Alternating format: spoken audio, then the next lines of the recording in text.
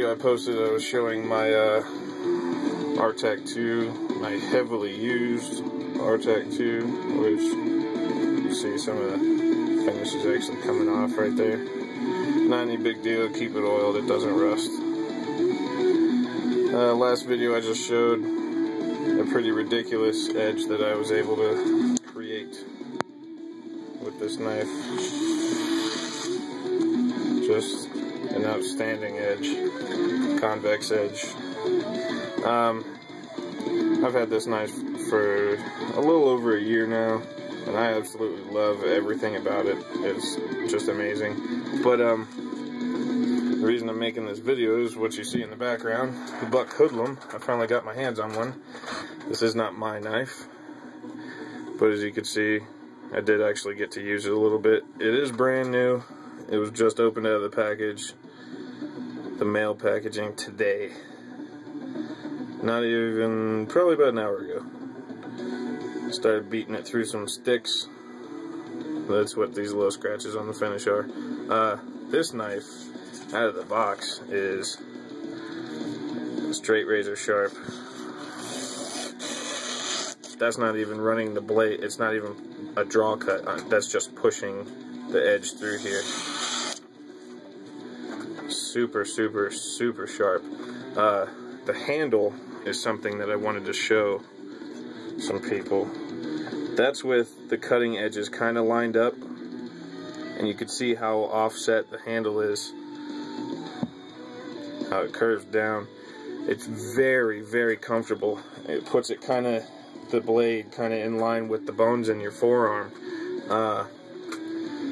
It's also hollow inside of here. Buck calls it their shock mitigation system. It's supposed to get rid of vibration from smacking it and chopping, smacking it into trees and whatnot. I don't know if that works. I haven't done much chopping with it. The little tiny bit that I have done, I could say it feels about the same as the Rtak-ii. But then you look at the thickness of the blank that they use compared to the Rtak. It's almost double the thickness, it seems like. However, the Hoodlum is somehow lighter. The handle is definitely bigger and beefier on this one. I wear XL gloves, so it fits my hand really well.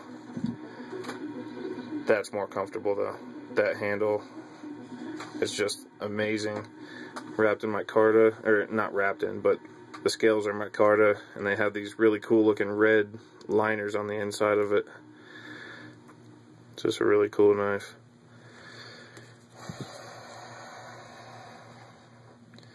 I was just, my friend, the one that owns it, actually cut myself with this knife. Didn't even know I did it. Didn't feel it. It's just such a sharp knife. But my friend dropped a piece of wood, and instead of just picking it up, he decided to stab it with this and retrieve it in that manner. Missed the first time, stuck it in a bunch of rocks that the piece of wood was sitting on. So, kind of rolled the very tip, so I had to fix that. If that'll even focus. So I just fixed the tip. It's fine now. It's not like the tips of these knives are even important. You don't use them for batoning, and you don't use them for chopping, so screw it. I just made it look nice. Actually, the owner of that knife is the same person that owns the Wilson Combat ELC Extreme Light Carry. That's actually gun wax, or knife wax that's on the blade.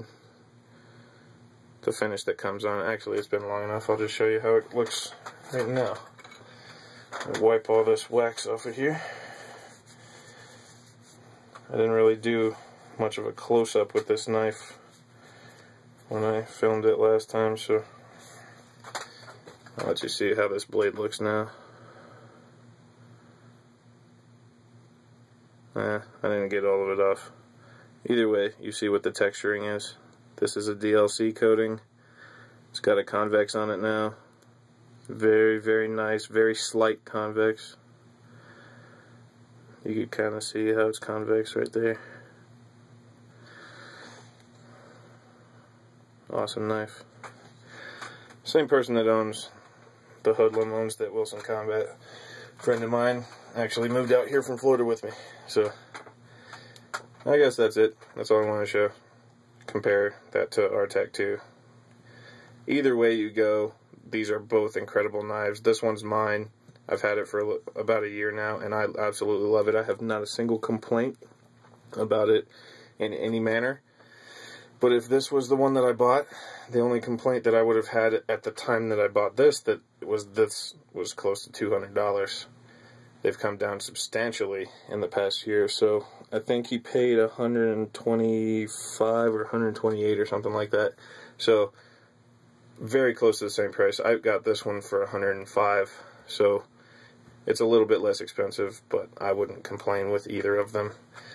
Both of them are completely worth the money, and whichever one floats your boat, I would definitely suggest you pull the trigger on. Go get one. I don't care which one. They're both amazing, and they're both worth it. Oh, excuse me. And they're both worth every penny. See ya.